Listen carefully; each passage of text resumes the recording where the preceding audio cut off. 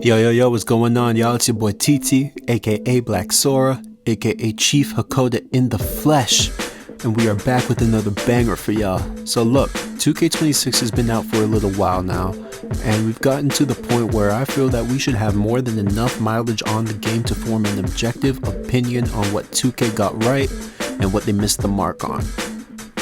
So today, I'm giving y'all the good, the bad, and the ugly of NBA 2K26 from my perspective, of course. I'll be covering two major components of the game in each section, so I hope that this video will serve anyone who's still on the fence about buying the game well. But before we get into the video, make sure y'all leave a like. Y'all went absolutely crazy on the last upload, and it's easily become the most liked video I put out so far, so if you haven't watched it yet, be sure to go check that out once you finished up here. And subscribe to the channel if you're new here. Feel free to leave a comment down below with what you're loving or hating about NBA 2K26. Now that we've got all that out of the way, let's get straight into the video. We're going to start off on a good note and talk about the things that I think 2K got right. So, we're going to start off with the shooting. Shooting in NBA 2K25 was probably the biggest frustration for me.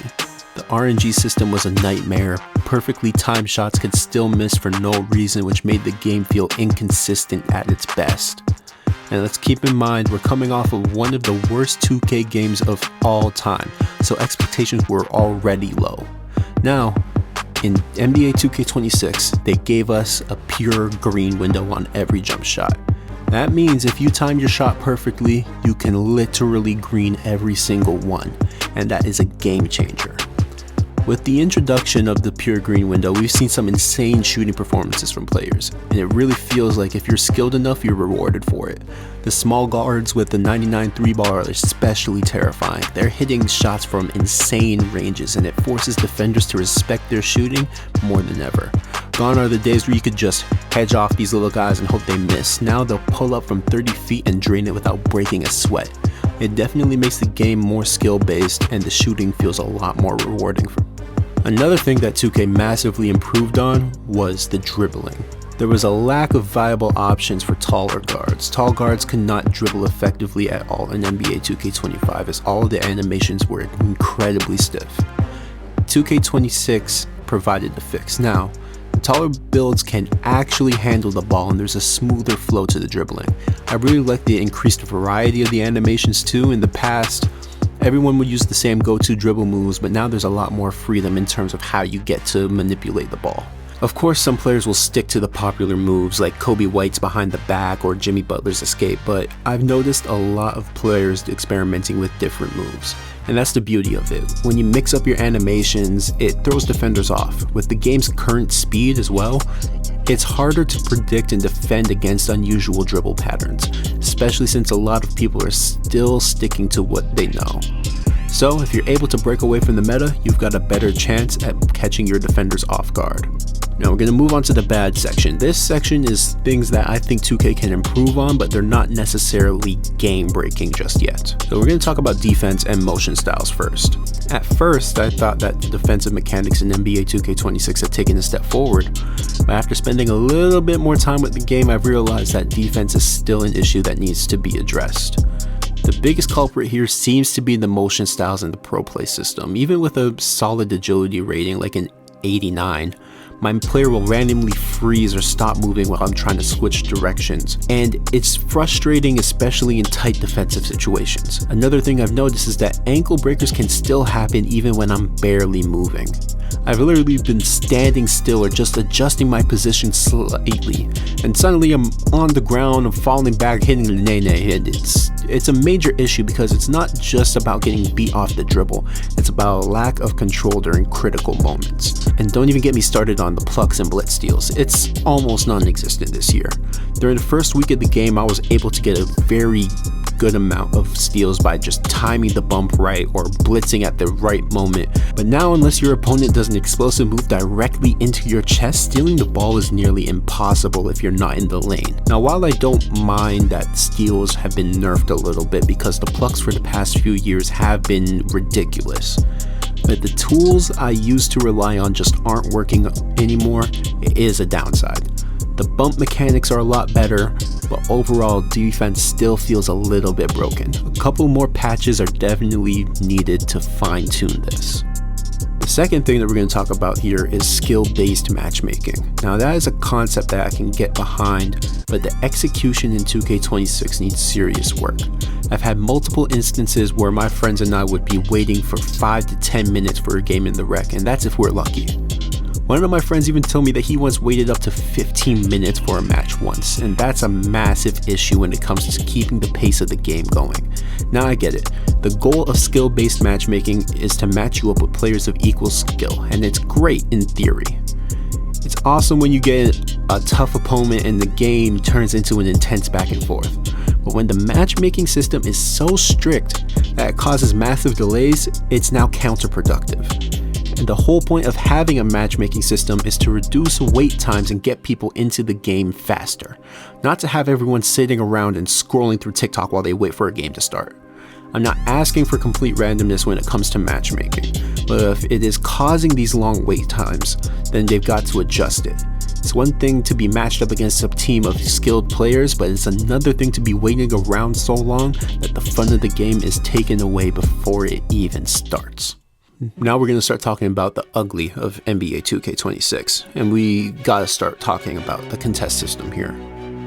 Unfortunately, one of my favorite aspects of the game is a double-edged sword. It is currently one of the biggest flaws in NBA 2K26. The way the game currently handles contests is completely broken.